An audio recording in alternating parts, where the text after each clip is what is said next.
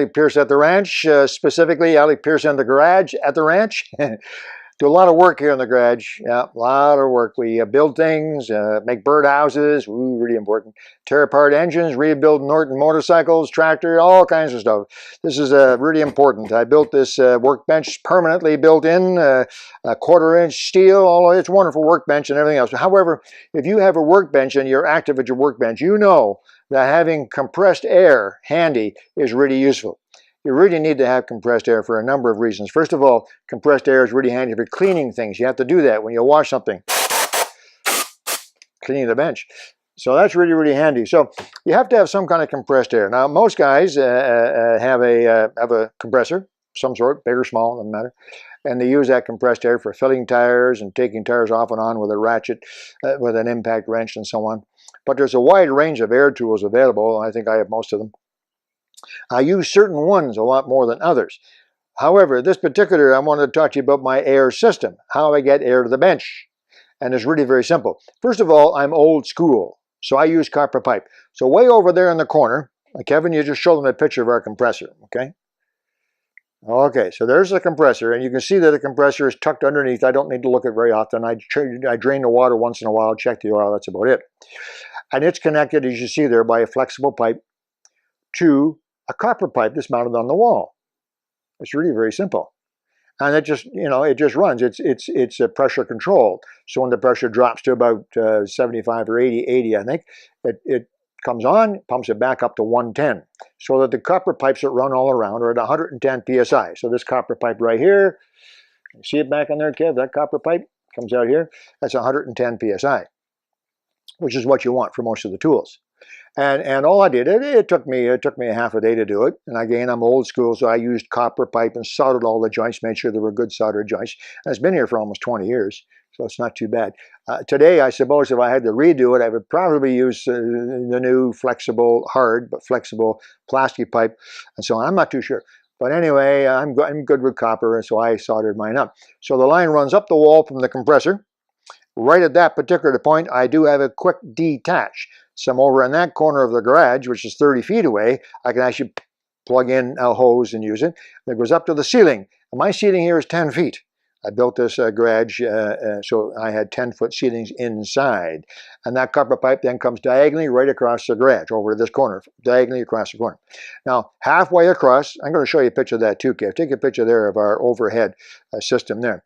You can see right there now in this picture, you can see my overhead system, that blue, not the close blue thing, but the far blue thing there, Kevin. Can you see that? Can you zoom into the tap? You can see there's a quick detach and a tap there, so I can turn that off. And that's got a 60-foot 3/8 line, 3/8 line in it.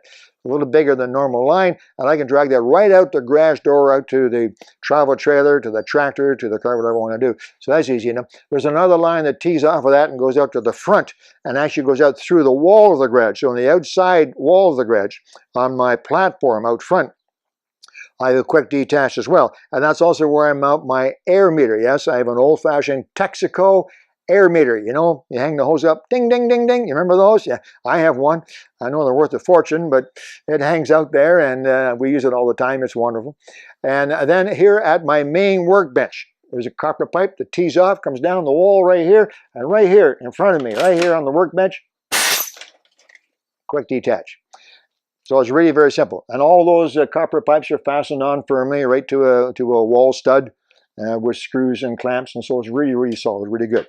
Now, a couple more things that I've done to make it easier. These plastic pipes, I avoided these for years.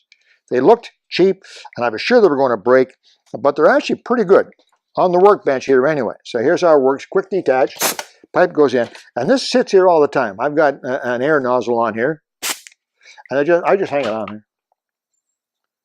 Can't get handier than that. You need to blow something off you. Could be in a hand here. And then if I'm working here and I need to drill a hole, and whoops, not that one, wrong fitting.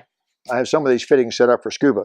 So I need to tighten up some wrenches with my air ratchet wrench.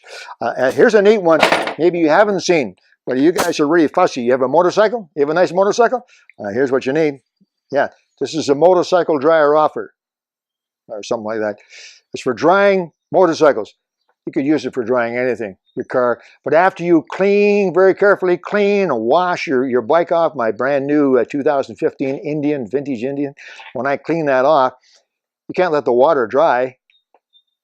No, it'll leave marks. Marks on my Indian? No, I don't think so. So you get one of these, and it's really very simple. You get one of these, and it actually sucks in air. Let me shut it off. It sucks in air from this side. There's a screen, so it doesn't pick up any bugs or anything that might scratch.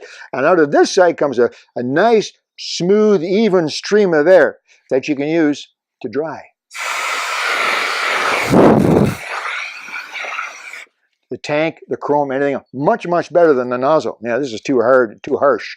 So there's something you may not even know existed. Point is that I can, anytime I want, I can just reach out and I have air instantly available at my workbench. So it works for me. $50 worth of copper piping, a few elbows, a couple hours work, a few clips, hooks up to the compressor. We'll show you that picture, and it hits here on the workbench. That works for me. Maybe some of you younger guys might be able to figure it out for plastic. I don't know if it'd be quite so solid, but you work what's best for you. But having that air right here at the bench in different places is really handy. Hey, maybe there's some ideas in there for you. Talk to you again soon. Alec Peirce in the garage at the ranch. Bye-bye.